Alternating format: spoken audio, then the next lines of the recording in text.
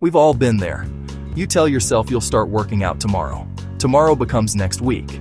And somehow months pass, and you're still waiting for that motivated version of yourself to show up. Here's the truth. You're not lazy. You're not broken. You've just been sold a lie about motivation. Motivation was never meant to start your journey. It's the result of your actions, not the cause. You see, motivation feels amazing when it's there. You watch an inspiring video, you get a burst of energy, and you swear you're ready to change your life. That initial surge of excitement you feel when starting a new fitness goal, that powerful feeling that you can conquer anything, it's an incredible rush. But that emotion fades, just like every other emotion. It's not a flaw in your character, it's a feature of your biology.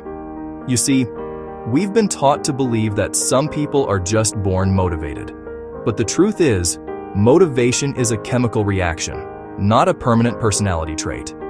It's a fleeting guest, not a permanent resident in your mind. It's your brain releasing a neurotransmitter called dopamine when something feels exciting, new, or rewarding.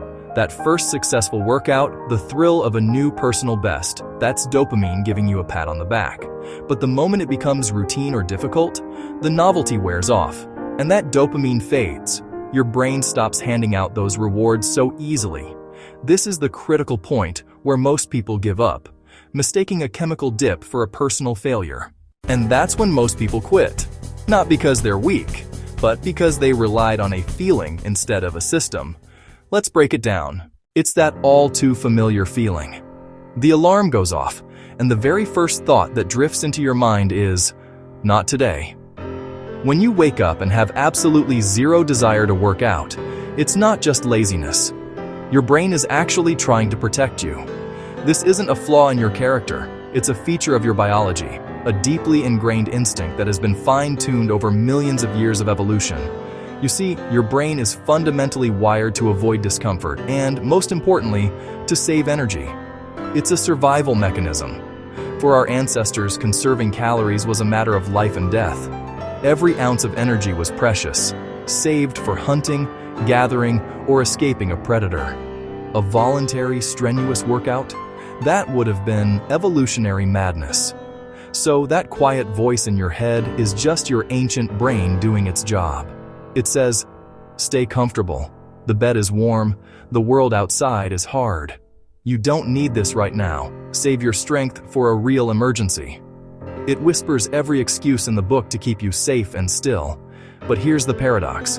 In our modern world, the very thing your brain is trying to protect you from, this voluntary discomfort, is exactly what you need to thrive. Every time you listen to that voice, it grows stronger. Every time you ignore it and take action anyway, you grow stronger. The problem isn't a lack of motivation, it's that most people wait to feel ready, and readiness never comes. Discipline doesn't ask how you feel, it just asks what needs to be done. When you remove emotion from the decision, everything becomes simple. Not easy, but simple. The people you look up to, the ones who train every day, they don't wake up excited to suffer. They've just trained their minds to show up regardless. They don't depend on emotion. They depend on systems. They know that the feeling comes after the action. You move your body, endorphins rise, you feel better. You win the small battle, dopamine hits, motivation appears. Action creates motivation, never the other way around. Think of motivation like a spark. It's useful for starting a fire, but it can't keep you warm forever. You need discipline, the fuel that keeps the fire alive when the spark is gone. That's why beginners burn out. They chase sparks instead of building structure. We often think a fitness journey starts with a burst of motivation, a powerful emotion that propels us forward. But emotion is fleeting. It's a spark, not the fuel. A real journey, one that lasts, isn't built on the highs of inspiration.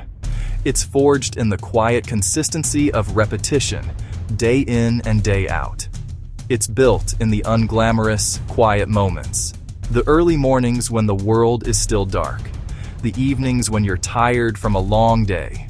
These are the moments where you do what needs to be done, not because you feel like it, but simply because each repetition is a vote for the person you want to become.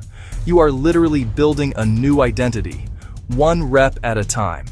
So how do you actually make this level of discipline your default setting? How do you build the system that runs on autopilot, independent of your mood?